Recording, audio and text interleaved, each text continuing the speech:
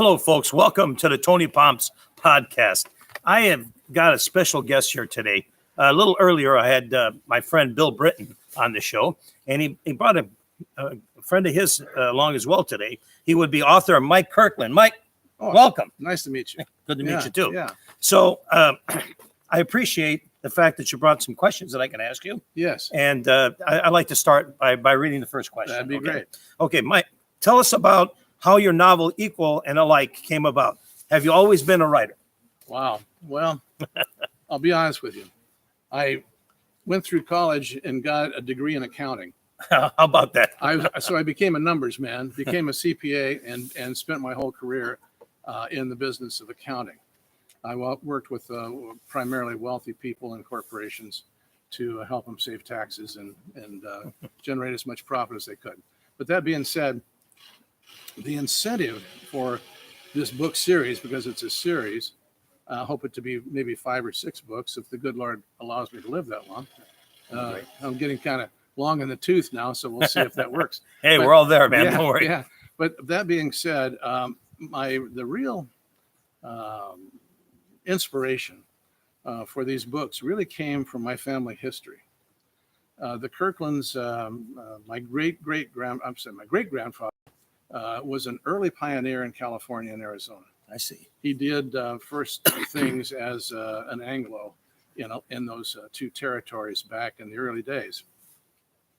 Also, my grandfather sat and talked to me a great deal about his father, who I never got a chance to meet. He passed away in 1911. He told me so many stories about my great-grandfather and his own life, my grandfather's life, in the days out west. And so it really gave me an incentive to write something about the family. I initiated a nonprofit, a nonfiction book, and I never got around to finishing it. And my uncle ended up commissioning a professional writer to do it. So then at that point, I told myself, hey, no use trying to reintroduce the wheel. It's already been done. But hey, I could actually start writing novels, and I could tell stories in the novels that were far beyond whatever my folks did. So I really got excited about that. So I was in midlife before I really started writing the books. I'll be darned. Wow. But you know what? It's never too late to start something. Absolutely Something true. new that you love. And I would give advice to anyone in that regard. That would be cool. Yeah. So let me ask you this. When does your novel take place? It takes place in the 1840s and 50s, and that was an incredible period of time in American history. My story talks a great deal about the gold rush, and there were so many things that went on. There were over 200,000 people that converged on San Francisco and Sacramento in about a 4-year period. That's a ton of people back in those days. Absolutely. And they came from 3 different routes. One, they came from across the country. If they were in America, they came across the country from what was then the United States. The western border was the Missouri River. Right. So Independence, Missouri was one of the kickoff places, the primary kickoff place for wagon trains. And so my story starts there, but it goes on to talk about a young man's life. And we'll get into that with some other questions. But it's a very interesting period in our history. Yes. So what do you hope your readers will take from your work? Oh, I would hope that they understand, based upon the title. I'll show you the book. Yeah. It's called, the first book is Equal and Alike. And you say, equal and alike. But I would hope that people would understand that no matter what our circumstances, no matter what our cultural background, right, no matter what our worldview has been, how we've been raised, we are all equal and alike in the sense that we have the right to life, liberty, and pursuit of happiness. Absolutely. Which comes from the Declaration of Independence. Yeah. So where did you get the inspiration for the book title? John Adams, I got it from some notes. I was able to see online the notes and writings and speeches that he had made over his lifetime. And in one of the sets of notes, he wrote a speech, which he actually never presented where he mentions how people are equal and alike. And if I could, I'd like to read that Sure.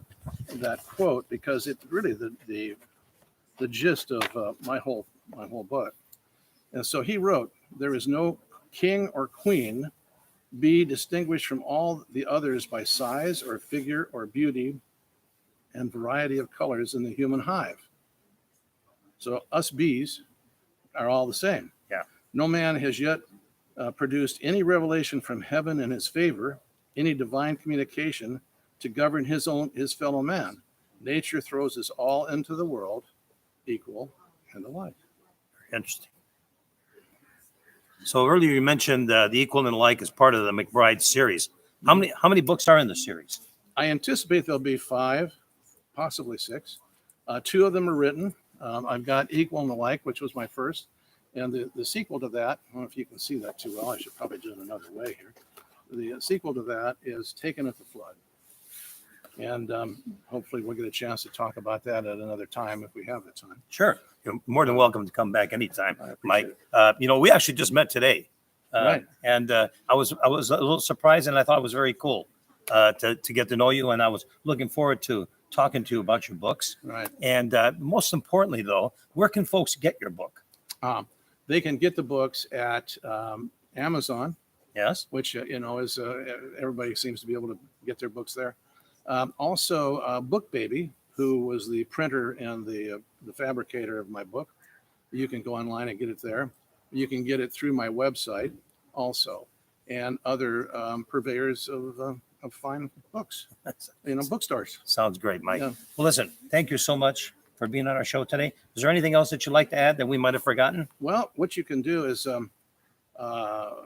just let people know that they can contact me on my website, which is jmichaelkirklandwords.com. Okay, you want to repeat that one more time? jmichaelkirklandwords.com. Very cool. Folks, check it out. Yeah. Mike Kirkland, thank you so much. Thank you so much. All right, Really my appreciate pleasure. it. We'll see you again. That's great. Not